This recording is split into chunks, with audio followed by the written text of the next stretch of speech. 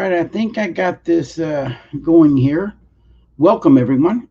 I'm kind of getting set up. I'm learning how to stream on three different platforms at a time.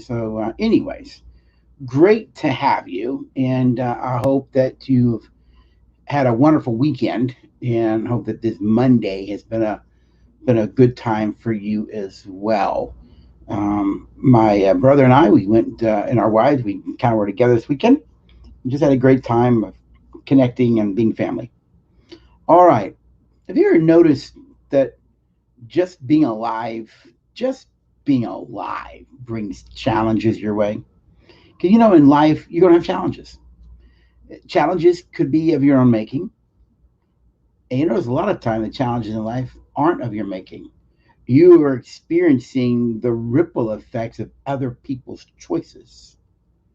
Example, I was driving home from Central Florida today, and on the interstate there's a sign, one of the DOT Department of Transportation signs, basically says that there's a wreck at exit. I forget the number, but basically it's 210, and that all lanes are blocked. All lanes are blocked going northbound. And there was another one that said that the blocks are actually moving down towards um, World Golf Village. Well, I'm south of St. Augustine. And guess what? The ramifications of whatever happened up there, the traffic, as you know, backs up, backs up, backs up. And so everybody starts diverting and they go to US 1, and US 1 is backed up. Why? All that traffic is coming off the interstate going to US 1 to go north to get around whatever the wreck was. Whatever happened up there had ripple effects that affected a lot of people. Sometimes the choices that others make in your own marriage, divorce or porn or any other form of addiction, has ramifications not just for them but to you, your children, and others.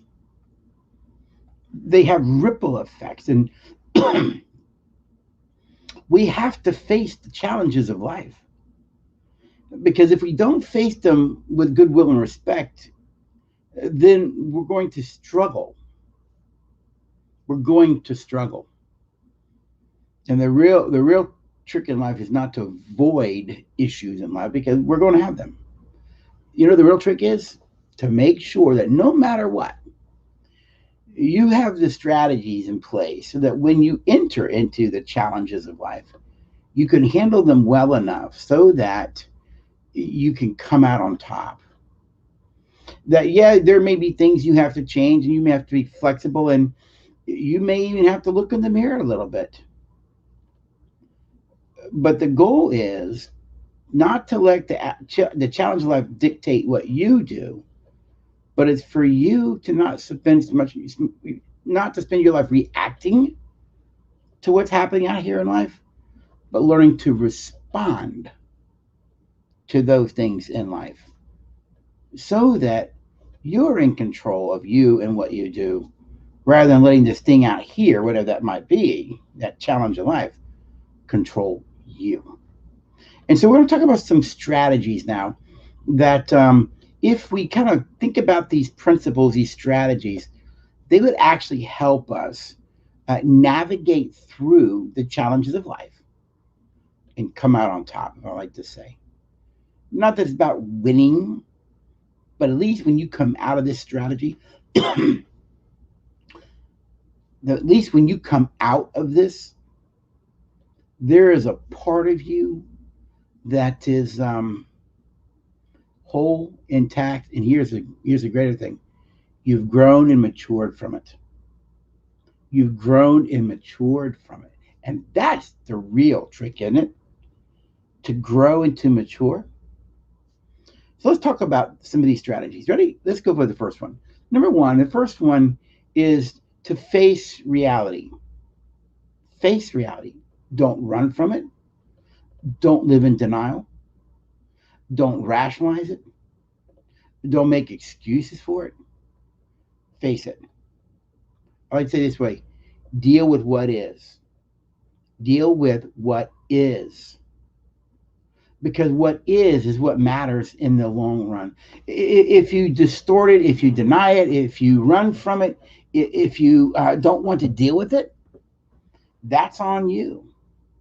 That is on you. And it's okay if you want to do that. But denial is not a good way to live life. But let's be honest, in facing reality, facing what is, let's be honest, some things in reality aren't that pleasant. Hurricane's not pleasant. The tornado's not pleasant. A fire that where you lost everything in your house isn't pleasant. A loved one who just cheated on you isn't pleasant.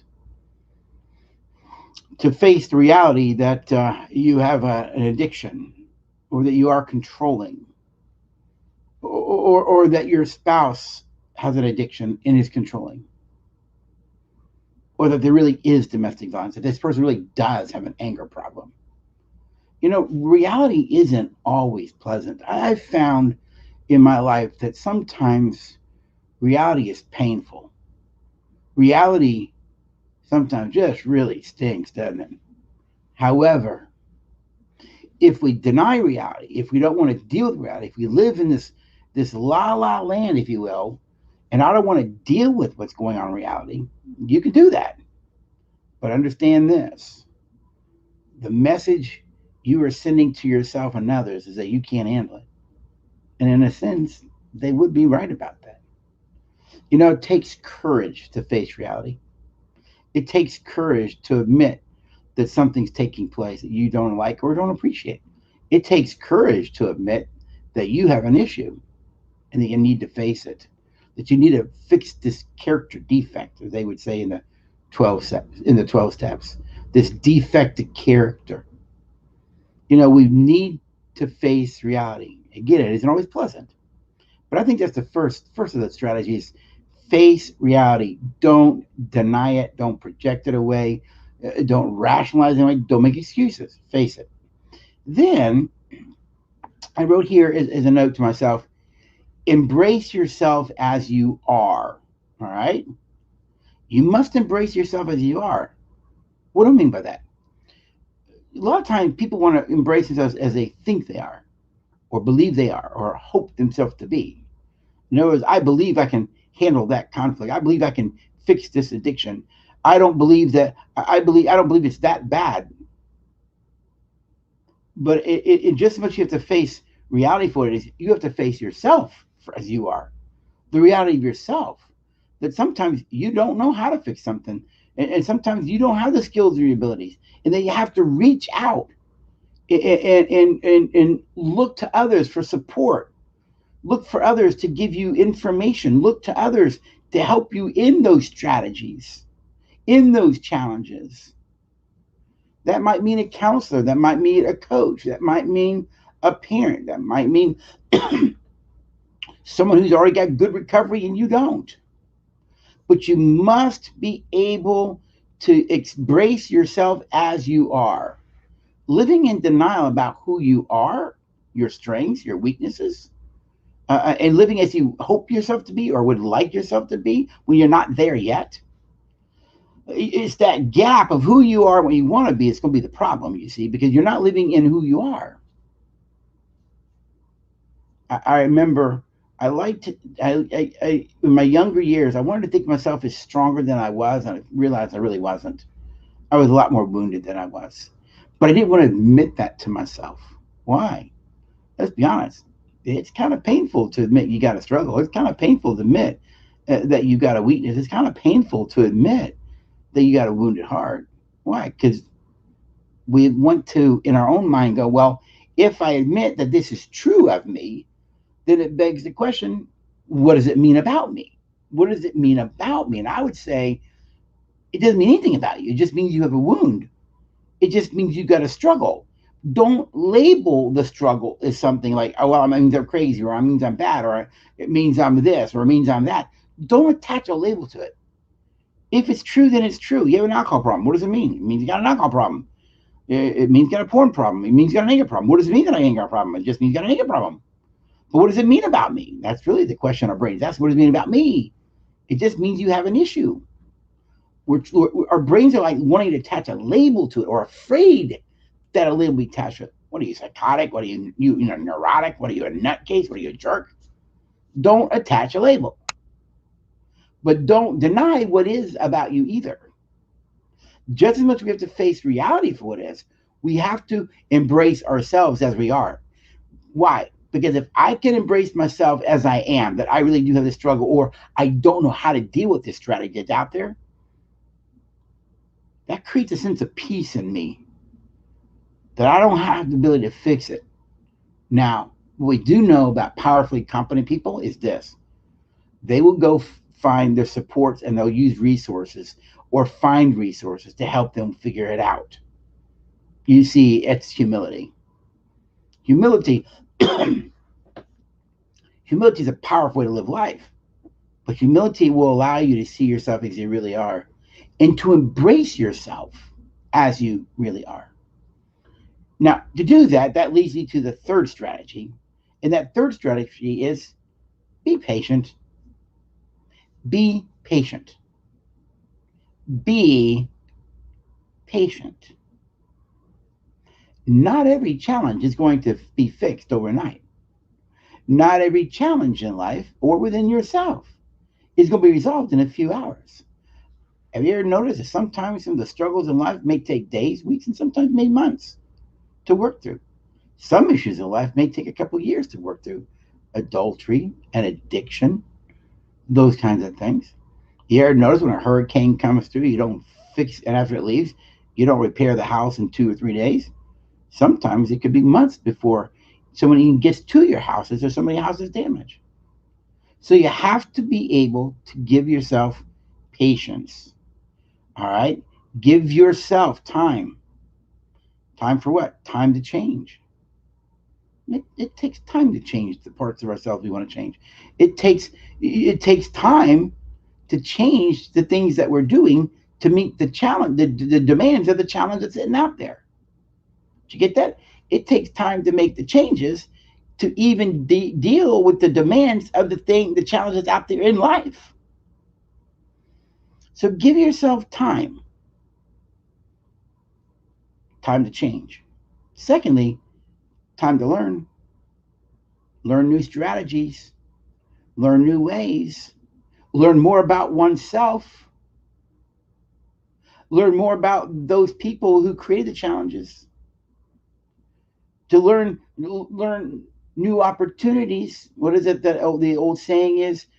Stress really isn't negative. Stress is just that stress is really a signal that says something needs to change. You got to do something different. That's what stress really is. It's just a signal you got to do something different. And most people who see stress as a signal, do something different. They're able to do something different, and they're patient enough to allow the difference to take place. All right. Our culture wants things to happen right now. It's like instant everything, right? Microwave, fix it. Put it in for a minute and zap, it's done. We get mad at the internet for being so slow. Figure that out. Give yourself patience and time to change, to learn, to grow. I am 59 years old. I would say that I'm still growing. But I'm not where I used to be 5 years ago or 10 years ago or 20 years ago. You with me? But it has taken time to grow. It's taken time to mature. It's taken time to transform, to become the man that I am today and want to be. Excuse me. Give yourself time to grow. Be patient. Growth takes patience. Understanding takes patience. You may not understand something right away, but be patient. Listen, learn, and then you'll gain understanding, particularly through listening. And as you give yourself the patience to understand why things are the way they are, why that person did what they did, does it make it right what they did? No. No, it doesn't. But when you come to understanding, particularly when you see things through that person's prism, though you may not agree with what they did, it just creates compassion on your part. And lastly, explore. Be patient because you need to explore new ideas, new ways of thinking, new systems.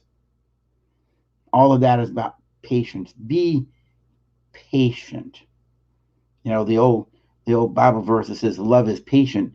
You understand that patience has an energy to it.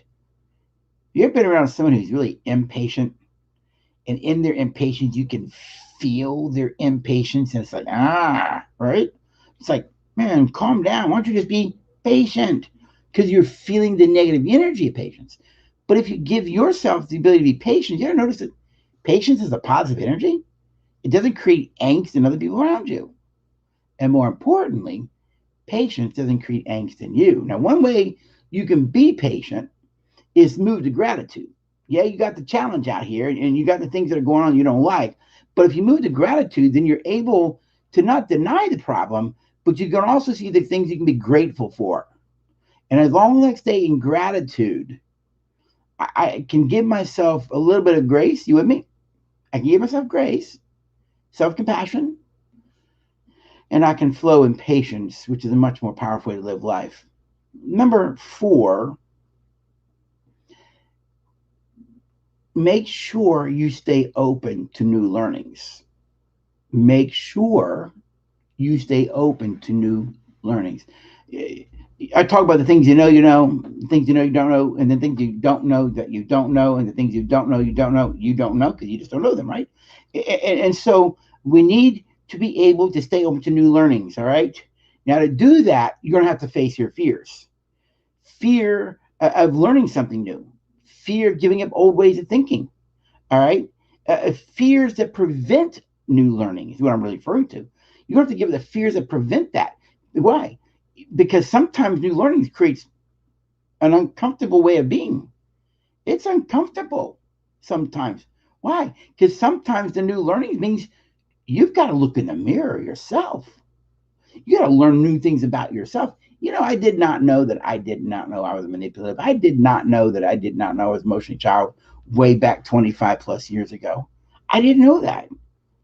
And it was not pleasant to learn it, but I had to be open to new learnings. And as I was open to new ways of learning, yeah, it creates angst in me because I don't want to learn the new thing, and I want to keep things the way that they are. I like my control. But as long as you stay in an old way of thinking, you're never going to transform your life. You see, the world, our realm of knowledge, based on all the world's realm of knowledge, is really, really minute. And so you're going to have to stay in new ways of learning, new ways of thinking, you see, to deal with the stressors of life. And so if something's happened, you might need to study. You might need to understand. Addictions aren't what you may think they are. Addictions might be different what you thought they were. All right. You have a preconception about what this thing means, but you might need to learn that it might mean something different too. That there may be another way of looking at that stressor in life and what's taking place in life. All right. So stay open to new learnings. Some of the things that I've learned about myself came through my stressors. It came through the challenges of life.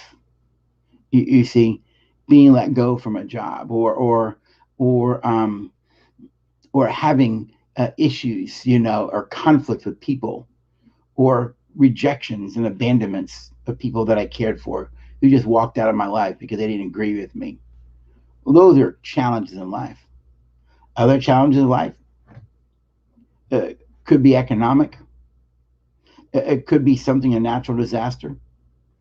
And sometimes the challenges of life are relational. Your child that just doesn't listen to you and rebels, a spouse that basically sent the message, I don't value you, I'm going to do what I want the way that I want, and all the ripple effects of that. You might have to find some new ways of learning about what relationships really mean, and how people do what they do. Doesn't it doesn't make things right when you understand why people do what they do, but it does make it understandable why desperate people do desperate things. It just creates compassion and a bit of patience on our side, on our part. But more importantly, we're learning new things about the challenge, about the causes of the challenge, and we learn new things about ourselves.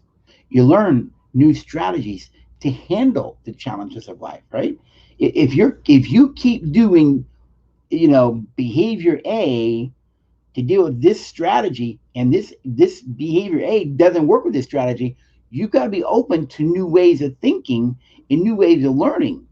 That's why counseling or coaching or talking to someone who's been there, done that a lot of times can give you new ways of looking at an issue in life.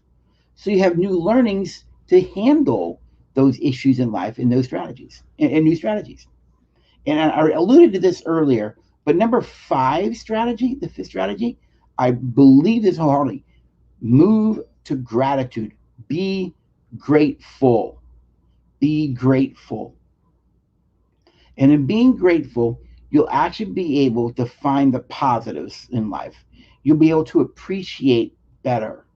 You'll be able to find in the midst of the chaos or craziness some wonderful things, because I would still argue in the midst of the chaos of life, there are some things to be grateful for. Maybe you have your family. Maybe you still have your health.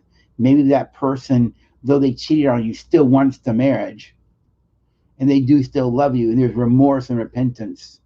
They really are sorry. It doesn't take away what they did or the effects of what they did. Ripple effects, right? However, you might be grateful that it made them realize what they are throwing away. Doesn't take your pain away, but when you move to gratitude, you're able to step back from your pain and see a larger picture. To see a larger picture of what's happening. You might see how God is in the midst of it. You might see that other people come alongside. You might find out the friends that betrayed you and walked away from you. You might find out that other friends came into your life that you didn't think were going to be there, and they were the ones that showed up. We can always find something to be grateful for and appreciate. And I am really, really big on living a life of gratitude and being appreciative, finding things to appreciate. Why? Because when I learn to walk in gratitude, it's hard biologically in the brain. We know this through research. It's harder to stay angry and afraid. But living a life of gratitude, living a life being appreciative, actually brings peace and joy and greater emotional regulation for yourself in the life strategies. You're doing yourself a favor by choosing gratitude. Number 6 is, and this is very important, embrace your feelings, embrace your emotions. Don't run for them, don't deny them. And this is really key, even the painful ones. I remember many years ago, probably 2005, I was going through a challenge in my life. And I didn't understand it, but when I got some revelation around it, I realized it was a father wound. Unconsciously in my limbic brain was a deep wound regarding my dad that had some things in life had brought it out. And I'm feeling all this pain and hurt. And I went to a colleague of mine. I said, I don't need you as a friend, I need you as a counselor. And I went to David, and David just listened like 2 hours. I cried and talked and cried and talked. And at the end of it, he kind of told me what was going on. And it was like this light bulb went off in my head, right? In every cell in my body, I knew he was right. He basically said, essentially, unconsciously, you made this person a father figure. It's another father that failed you. And I went, oh my goodness, he's not wrong. I felt the truth of that statement. And I remember I said this to him. I said to him, I'm about to go through a lot of pain, aren't I? And he said, yeah, you are. And then listen to what he told me. He said, make sure you embrace the pain. Don't run from it. You'll heal quicker. In other words, it wasn't that I wasn't going to have pain. I was going to have pain. That's a part of the life challenge. It was a part of my growth. It was a part of my healing process. But what he said is, don't run from the pain. Don't deny the pain. Embrace the pain, which takes courage, takes strength. It takes a desire to want to be different, to want to transform. Embrace the pain, he said. You'll heal quicker. He was right. He was right. That took probably a good 9, 10 months for the healing of that, but I began intentionally working on that issue. Found some people to help me work through it and understand it and to wrap my brain around it and heal from those wounded emotions from my childhood with all the abuse and craziness from my dad. Embrace the pain. Don't run from your feelings. Don't The painful ones are there to teach you something. They're there to teach me something. Are we willing to learn from them? Are we willing to learn from what our feelings are wanting to teach us about ourselves? And number 7, all right, tend, T-E-N-D, tend to your loving relationships. Tend to them, honor them, engage in them, pursue them. Pursue the relationships in your life that are your loving relationships, that are the ones that care about you. They're the ones that value you. Tend to them. Make sure they're healthy. Make sure you're engaged in them. You need that support system. Let them know that. They need you. They want you in their life. Be in their life. Don't let the challenge of life or your own personal challenges keep you in aloneness. Don't let them keep you running from relationships. You see, as long as you run from yourself and you run from your relationships, you're running into aloneness, and it is not good for you to be alone. Aloneness is the leading health crisis in America, not mental health, but health crisis. Tend to your loving relationships. Engage them. Pursue them. Be intentional about them. Let those that you trust the most, let them know the challenge you're going through and what you're learning about yourself, and say, I need you here. Will you walk this with me? I don't want to walk it alone. Tend to and engage your loving relationships. That would mean then, don't pursue the ones that you think are loving, and don't pursue the ones that you think care about you, because they may not. They may not. They may not want to be in your life, Sometimes I've learned that we can delude ourselves in thinking that people care about us and love us, but they really don't. They use you, manipulate you, and control you, and you let yourself be manipulated and controlled, and all of that. Why? Because you're wanting them to be loving in your own mind. You're wanting them to care about you in your mind, but in reality, they don't. They care about themselves. They use you, manipulate you, and you let yourself be used and manipulated. You see, if you want to deal with life's challenges, make sure you pursue those relationships that do love and care for you. Keep them close, and tend to them, engage them, nurture them. Let them in. Be vulnerable with them and emotionally open to them. And it's okay to not be okay, folks. It's okay to not be okay. And know this. When you get to a place where it is okay to not be okay, you'll be okay. Because in that moment now, you're free to be the person you are meant to be all along. So let's recap. What are the 7 strategies to facing life challenges? Number 1, face reality. Don't deny it. Deal with what is. Second, examine yourself, right? Examine yourself. Embrace yourself as you are, not as you hope to be, not as you think you are. Deal with yourself as you are. Face the reality of you. Just as you have to face reality of what's out there in life, you have to face reality of who you are in life as well. Number 3, be patient. Just be patient.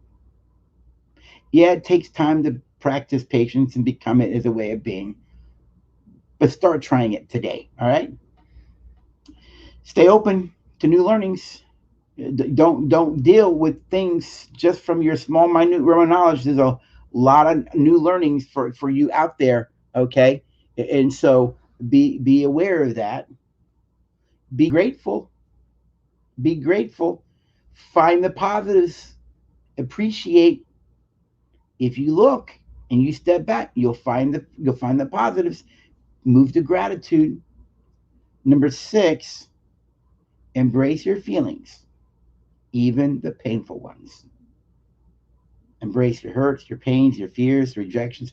Embrace them all. You don't have to like how they feel, all right? But embrace them. It's like one of my teachers taught me: embrace the pain, don't run from it. You'll heal quicker. And lastly, number 7, tend to and engage your loving relationships. Keep those people close. Let them know you need them as a support system. It's a much better way to live life. So there you go. Some strategies: how to handle life's challenges so that you can make sure you deal with issues in your life and your relationships and your marriage, should you need to. Thanks. Have a great day.